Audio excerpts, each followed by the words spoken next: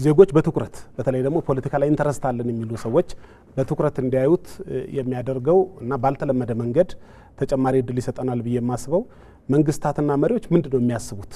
ሀገርን ወዴት ሊወስዱ ያስባሉ ብሎ ሲታሰብ ከዚህ በፊት የነበረን የፖለቲካ ልምዳችን ወይ ስፔኩሌሽን ነው ግምት የተደራጀ ግምት ነው ወይ ደግሞ ኮንስፓይረሲ ነው የሴራ ትንተና ነው ስለዚህ ከሴራ ትንተናም ወጥተን ከስፔኩሌሽንም ከግምትም ወጥተን አይ በተጨባጭ ይሄ ተብሏል ያስኬደናል አያስኬደንም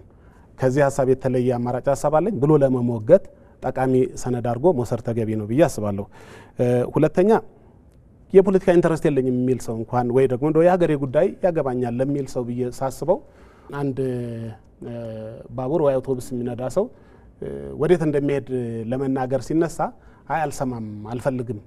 ካልክ መዳረሻህን እሱን የሚወስንልህ እንደማለት ነው ስለዚህ ቆም ብሎ መስማት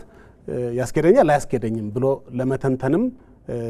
እድል ይሰጠናል ስለዚህ በሰለጠነ የፖለቲካ አስተሳሰብ